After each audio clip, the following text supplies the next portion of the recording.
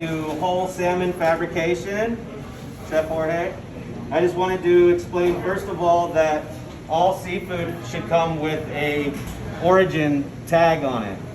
And when you have that tag, you are to keep that tag until this animal has been entirely consumed and left your facility.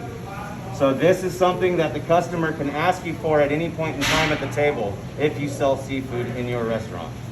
Okay, so that will stay on a clipboard next to your HACCP. Whole salmon fabrication, the first thing you need to know about any fish is how to receive it. When is that fish okay? For consumption, for the travel that it's taken. We're in Montana, so likelihood is this salmon had to travel over a couple mountain passes in the back of a semi-truck. Okay, so did that driver have his reefer on the whole time? Was he minding his temperatures inside of that semi-truck trailer? Was the salmon itself abused during the fishing or netting process, or the farming process, or the butchering process?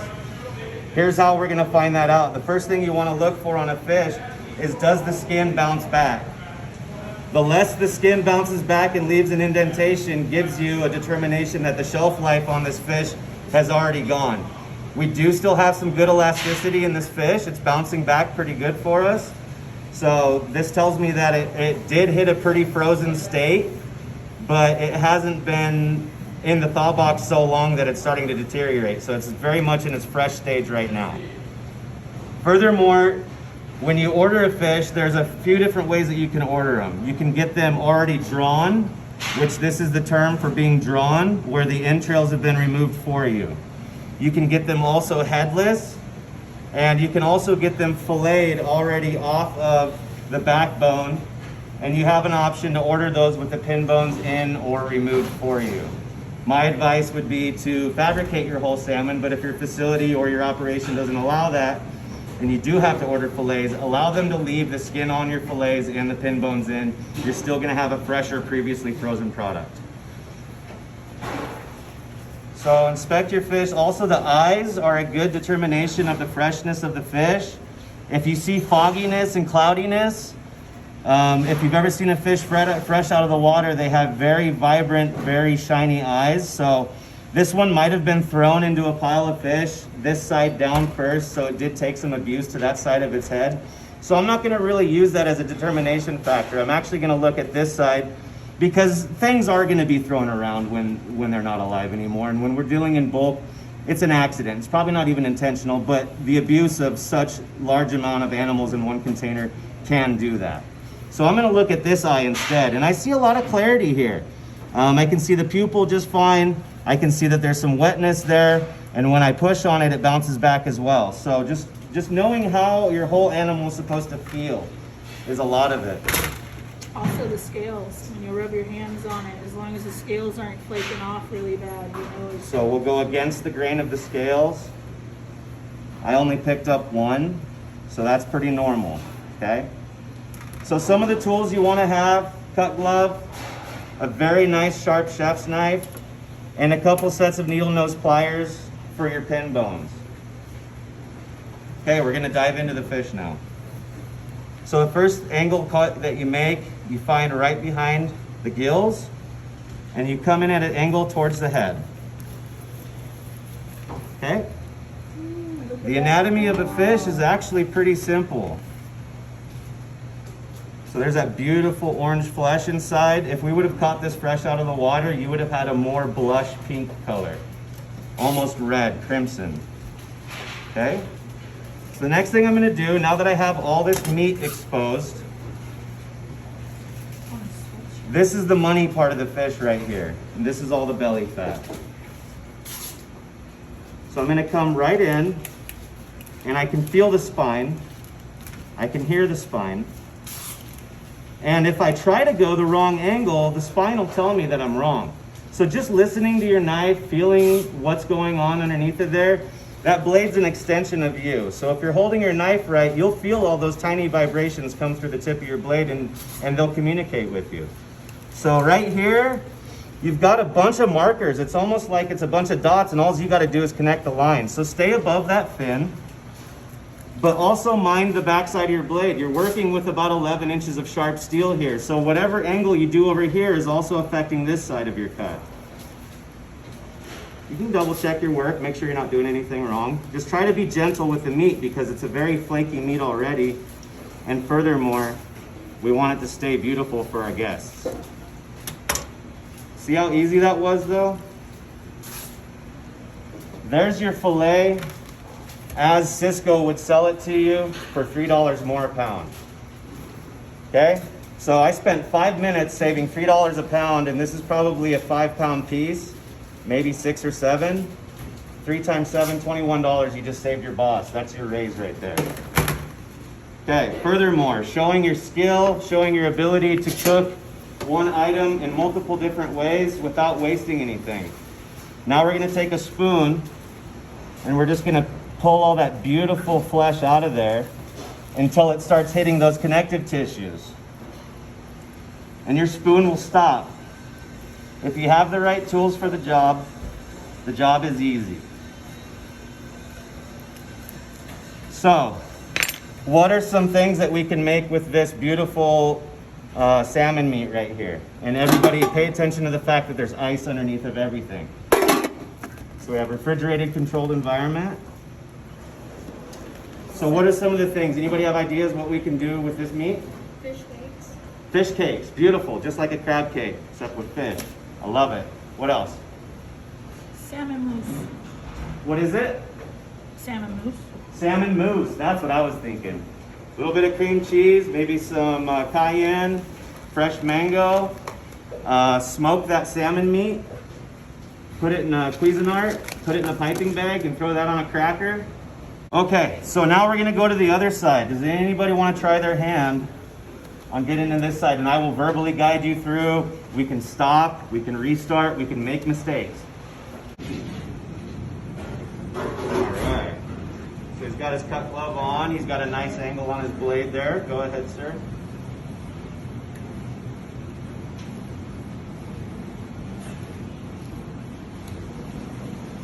Did your knife stop for you? Yes. Yes, you felt it stop. Good. Go ahead and position yourself comfortably in front of your fish. And what we're going to do now is we're going to go the opposite direction with our blade. So come on in here. No, you go ahead. You hold it. I'm just going to help you out. I'm going to show you the angle. I'm just going to show you the angle. Right there. Okay? So go ahead. Nice and smooth. You can feel the spine. Did you hear it and feel it? So go ahead and if you feel like you're digging into the spine too much, just go ahead and flatten out the curve of your knife a little bit. There you go. You found it. So just keep going. You're going to feel a click every half inch. Those are the vertebrae.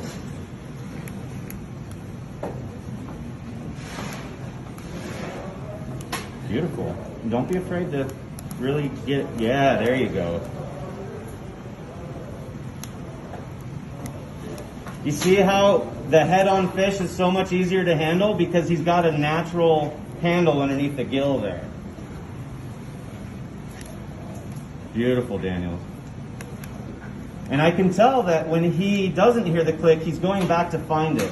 See, this is all already ingrained in our DNA, is hearing these things, listening for them. So just listen to what's in front of you and you'll learn a lot. Beautiful. Keep going, man. Beautiful. Look at that. And for your first time, this is better than my first time. We still have to remove the skin and remove the 24 to 27 pin bones, depending on what species of salmon that might be.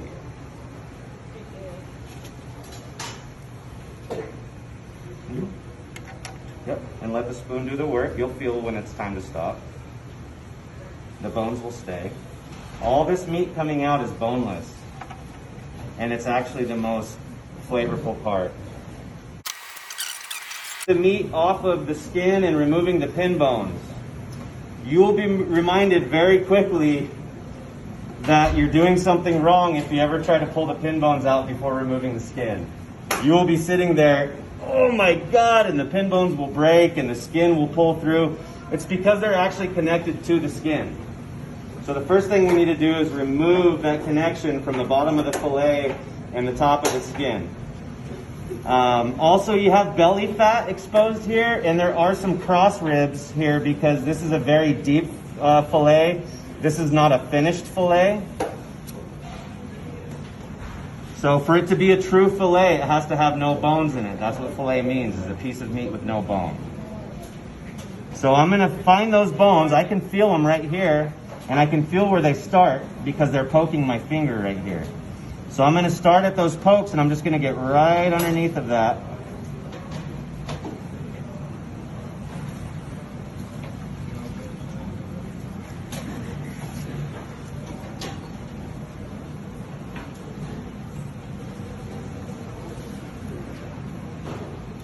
So there's the bones. You can feel them with the tip of your blade, so just get right under them. These are the rib bones. These are not the pin bones, just so you know.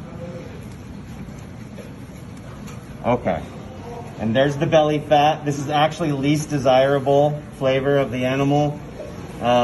Typically, I use these right here for fish and chips. I'll do a salmon fish and chip with the belly fat. And you can dust that with a nice rye flour. Do like a rye salmon fish and chip. Citrus aioli. You can do skin on with your fish and chips too if you want. Okay? So, but truly, we could take this and we could keep getting our value out of it by doing that spoon method that I showed y'all. So there's some food for thought. Pun intended. All right. So now, removing the skin.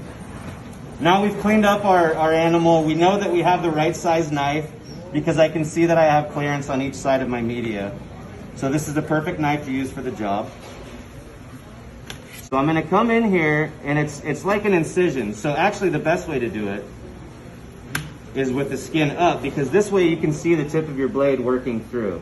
And you know, if you don't see the tip or you can't feel it, you're too deep. You're wasting meat. So I'm gonna come in there, and I'm just gonna check every little 1/4 inch that I push and make sure that I'm staying at the right level. Does anybody want to feel that to see for the future what it feels like to know where your blade's at for the right place? So it's not gonna cut me, but at least I know where I'm at, right? So go all the way through and stay under the skin. Nice and gentle. It's okay if you waste just a little bit to create this handle, because what this handle is gonna do is give you safety and efficiency in removing the rest. So now I'm gonna let the weight of the flesh be my press, and all I'm gonna do is let my knife do the talking, okay? So I can feel the skin against my blade. I'm doing a little sawing motion. Not too much sawing, it's more of a press and a pull. Now look at that. No waste, okay? I've seen amateur chefs do this, and there's still a 1/4 inch of meat on there. That's okay. That means you just need practice. But when you're going for perfection, when you're going for technique, and you want to show your boss why you're the gal or guy for the job, this is what you show them. And that goes into your stock. There's where all the collagen and the flavor is too, the bouillon. Start at the top. This is an area now where you can get your knife out of the way. This is really where your hands are the best tool for the job, because you need all those little sensory nerves to feel where these bones are, okay? So I'll just throw a clean pair of gloves on here.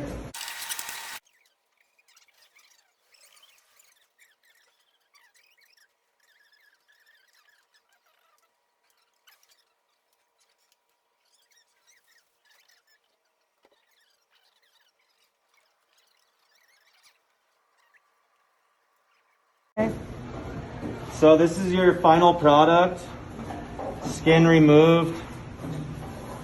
Everything's intact, very minimal abuse during the fabrication process.